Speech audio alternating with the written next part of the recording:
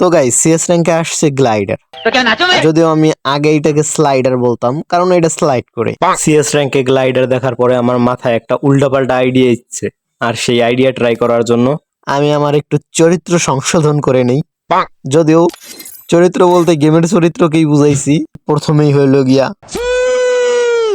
তারপরে কেলি, মোকো আর rate of fire.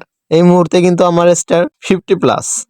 দ্বিতীয় রাউন্ড থেকে আমি গ্লাইডার কেনা শুরু করে দিই, কারণ এই মুহূর্তে 300 টাকা পাওয়া যায়, আর গ্লাইডার কিনতে 300 টাকা খরচ হয়, যেটা কিনা ফার্স্ট রাউন্ডে সম্ভব না। তাই আমি ইউএমপি আর গ্লাইডার নিয়ে নিয়েছি। এখানে বসে আমি এনিমির লোকেশন দেখার চেষ্টা করতেছিলাম। যখন জানতে পারলাম কয়টা এনিমি কোন সাইড দিয়ে আসছে, সরাসরি গ্লাইডার ইউজ করে রাশ। প্রথমে একটা ডাউন দেওয়ার পরে দেখি পাশের এনিমিটা মেডিকেট করতেছে, তাই একে ফায়ার না দিয়ে আমি অন্য একটা প্লেয়ারে ফায়ার করতেছি, কারণ এ মেডিকেট না শেষ করে আমার ফায়ার দেবে না আমার জানা। তো সরাসরি ট্রিপল কিল, একেই বলে গ্লাইডারের পারফেক্ট ইউজ। নেক্সট রাউন্ড শুরু হয় পিকে, আর আমি স্ক্যানার মেরে এনিমির লোকেশন দেখার চেষ্টা করি। হাতের ডাইনে এনিমি, আর আমি ফায়ার দিছি প্রথমটা, একে দিয়ে হেডশট, বাহ সাবাস। এরপর আমি গ্লাইডার নিয়ে রাশ,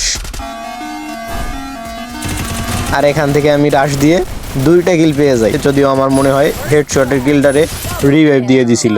ট্রিপল কিল, একেই বলে গ্লাইডারের পারফেক্ট ইউজ।